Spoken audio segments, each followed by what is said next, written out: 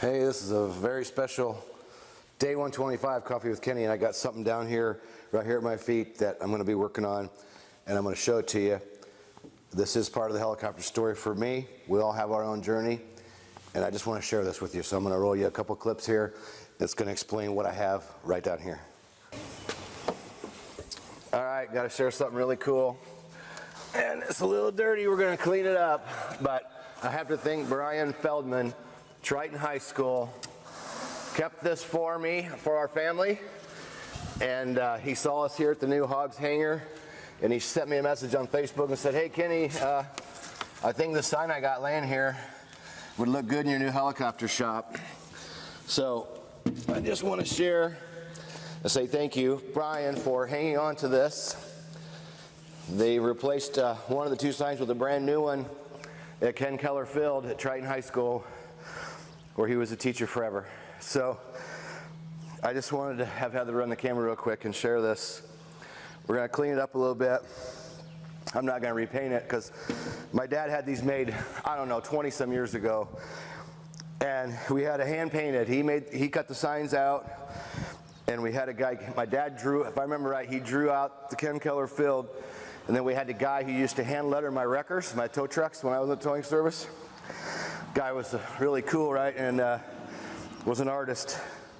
So this is hand painted 20 some years ago. So we're going to clean it up best I can, and it's going to go up on the HOGS wall, or the wall here at Helicopter Airline Ground School, new home, the HOGS Hangar. And I just got to say, you know, for those struggling for your dreams, my dad wasn't very, when I first started talking about being a helicopter pilot, he wasn't real convinced, and I can remember him saying, well, I just hope it's going to be as profitable as you think it might be. Smart words from my dad, right? After everything that's happened, he was right. But you know, he did support me then once I got going and failed that first private, and then he did help me with some money during my commercial, loaned me some money so I could buy some pipeline time to go along and build time for my commercial.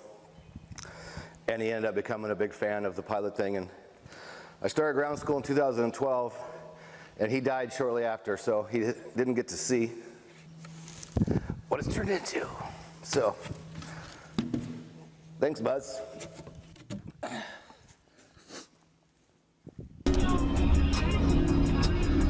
So, swinging by, or on our way to the airport, I'm going to swing by and tell you something cool that I'm pretty proud of.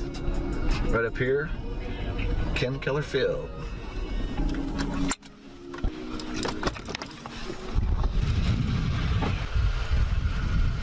So back in the 70s, my dad was a school teacher, athletic director, guidance counselor, and he hand-built this baseball field all those years ago. And we got something cool in the Jeep that we carry around with us. From I thought they wrote a date on there. 74? There it is. 1974, baseball. Don C, Mark S. I'm not sure what that is. Oh, Dan G, Brad B, Gino, Gordo, Z, Smeldo, Nadar. So kind of cool, we've been carrying this around with us. Pretty proud of my dad and what he did in his lifetime. And just wanted to give you a quick view of Ken Keller Field. It's awesome.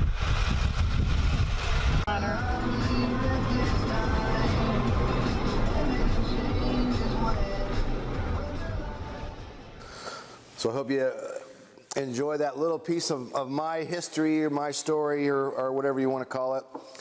This is going to get cleaned up and going to go up on the wall here at the HOGS Hangar. But just to go to show you that, you know, we all do have a story. We've all had our struggles. We've had our people that supported us. You know, I mentioned in the video, my dad in the beginning, becoming a helicopter pilot, he wasn't convinced, and I'm going to repeat it. Well, I sure hope it's going to be as profitable as you think it is. We know now, people, you got to love it. You got to do it because you want to do it. You don't become a helicopter pilot because you're going to get rich. You don't do it because you think you're going to make big money. You got to do it for the love of flying. And my dad did get on the bandwagon, and he did help me. So leave your comments down below. I am Kenny Keller, creator of Helicopter Airline Ground School. Love to hear your comments. I'd love a thumbs up on this video.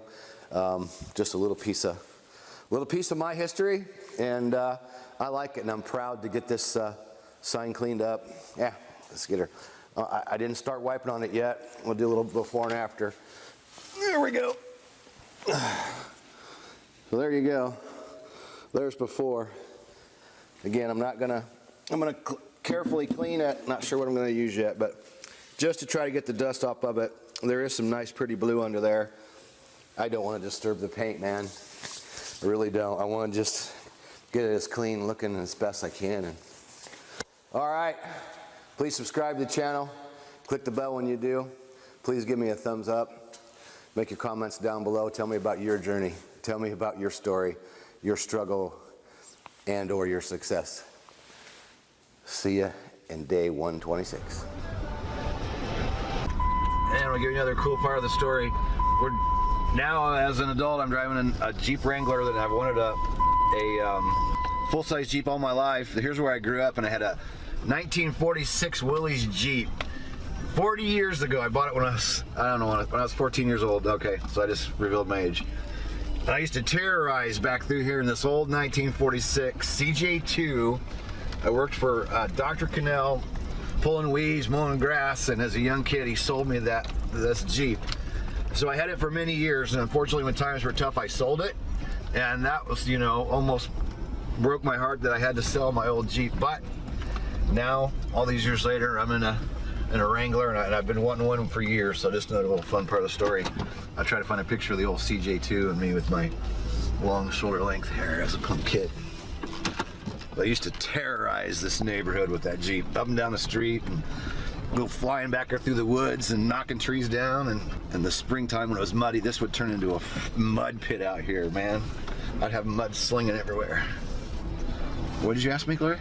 The seat or whatever. Oh, I think it's right. It's right over. Should be right over there. Go find it. Go find it? Yeah. Oh, this is ice. This is ice. Solid where I'm walking. But yeah, look at it. Check that out.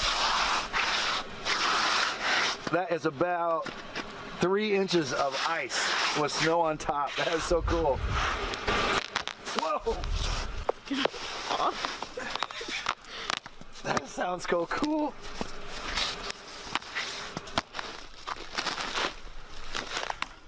There it is. That's only been here for 30 years.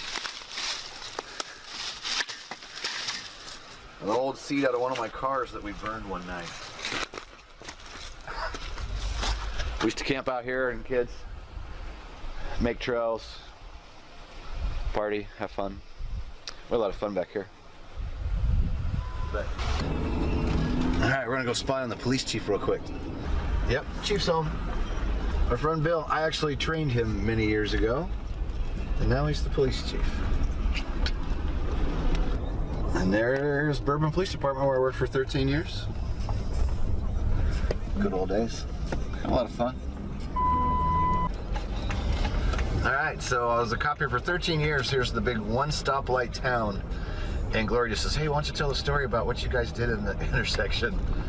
Long time ago, when I was a kid, this intersection right here, there was a woman police officer working in the town at the time. And of course, you know, being a bunch of young punks as we were, always causing trouble.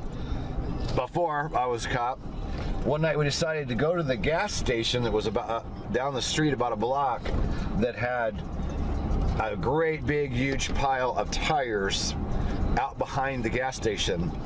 And I don't know how many of us there was. There were probably 6 or 8 of us.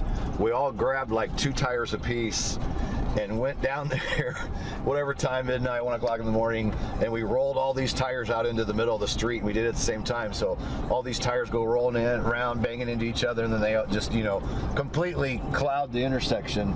And then we all ran, of course, off and hid somewhere and watched the police officer have to get out and move all the tires out of the street.